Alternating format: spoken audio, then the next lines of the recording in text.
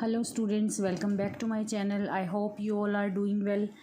आज हम डिस्कस करेंगे next topic that is cleavage. Human reproduction जो है उसका नेक्स्ट टॉपिक है क्लीवेज। लास्ट जो लेक्चर्स थे उसमें हमने डिस्कस कर लिया था कि how zygote formation takes place. अब यहाँ जो एम्फ्यूला रीजन है इन द फैलोपियन ट्यूब के एम्फ्यूला रीजन में अब जाइगोट का फॉर्मेशन हो चुका है। आफ्टर जाइगोट फॉर्मेशन जाइगोट जो है ये क्लीवेज करता है, दैट मीन्स कि ये डिवाइड करेगा, माइटोटिकली डिवाइड करेगा और उसके बारे में देखेंगे कि हाउ इट डिवाइड्स। तो what is cleavage? Cleavage is a rapid mitotic division of zygote which convert a single celled zygote into multicellular structure which is called blastula। means कि ये जो जाइगोट है it is a single cell structure और diploid है। अब ये mitotically divide करके multi cellular structure की फॉर्मेशन करता है जिसे हम ब्लास्टुला कहते हैं और that process is called cleavage. अब जो क्लीवेज है it is holoblastic and indeterminate division होती है। अब इसमें क्लीवेज में दो स्टेप्स होंगे। सबसे पहले तो जो जाइगोट है it is converted into the morula stage. Morula is a solid ball like structure and then morula से किसका फॉर्मेशन होगा? ब्लास्टुला या ब्लास्टोसिस्ट का फॉर्मेशन होगा। तो सबसे पहले हम देखेंगे कि मोरुला का फॉर्मेशन कैसे होता है। तो after the formation of zygote after 34 hours zygote जो है ये फर्स्ट क्लीवेज करेगा, दैट मीन्स ये अनइक्वल डिवीजन करेगा और ये दो सेल्स में कन्वर्ट हो जाएगा। अब इसे हम इन दोनों सेल्स को हम क्या बोलते हैं?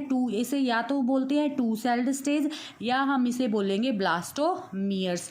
अब ये जो ब्लास्टोमियर है अब ये फिर से डिवाइड होगा and it is converted into 4 cells. अब यहाँ पे 4 सेल्स का फॉर्मेशन हो गया, that is called 4 celled stage. अब 4 सेल से फिर ये फिर डिवाइड करेगा, 8 सेल का फॉर्मेशन होगा जिसे हम 8 सेल्ड स्टेज कहेंगे। अब 8 सेल से ये फिर से डिवाइड करके 16 to 32 सेल्स की फॉर्मेशन करेगा और ये हमें ऐसे दिखाई देगा जैसे एक सॉलिड बॉल लाइक स्ट्रक्चर की तरह। और इस सॉलिड बॉल लाइक स्ट्रक्चर को we called morula. After the formation of morula, अब जब ये सारे इवेंट हो रहे हैं उसके साथ साथ ये मोरुला है हमारा, मींस लास्ट स्ट्रक्चर हमारी मोरुला बनी है। अब जाइगोट ब्ला फर्स्ट स्टेज बना इसका 2 cell stage, 4 cell, 8 cell, 16 to 32 cell.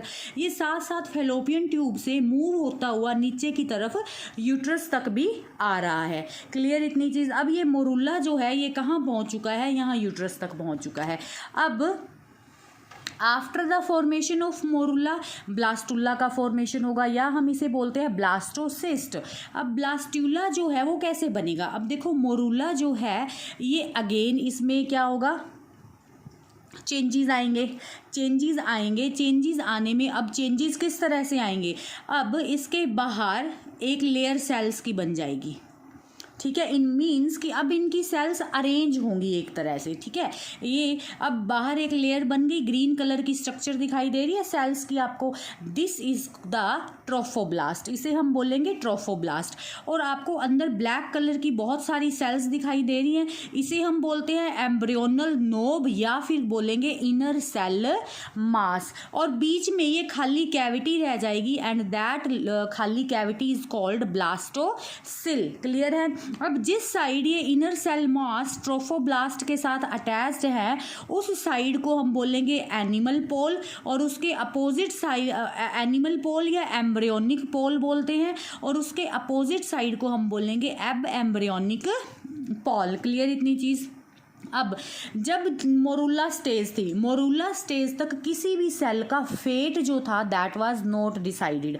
Fate किसी भी सेल का डिसाइड नहीं था। फेट मीन्स कि किस सेल ने किस चीज़ का फॉर्मेशन करना है ये डिसाइडेड नहीं था। लेकिन जैसे ही ये स्ट्रक्चर बनेगी ट्रोफोब्लास्ट और इनर सेल मास जो या फिर इसी को ही हम एम्ब्रियोनल नोब भी कहते हैं, ठीक है। अब इन सेल्स का फेट डिसाइड हो चुका है कि इनमें से किस सेल ने क्या काम करना है। तो वो देख लेते हैं किस सेल ने क्या काम करना है। अब ये जो आउटर ट्रोफोब्लास्ट है इसका फंक्शन क्या होगा?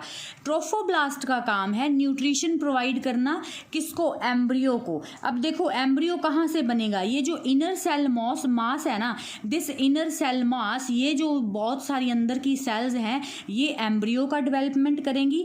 ये इसका फेट है इन सेल्स का कि इन्होंने क्या करना है, these cells will give rise to the embryo. And ये आउटर जो कवरिंग है ट्रोफोब्लास्ट की जो है, इसे हम, ये क्या काम करेगी? ये दो काम करेगी।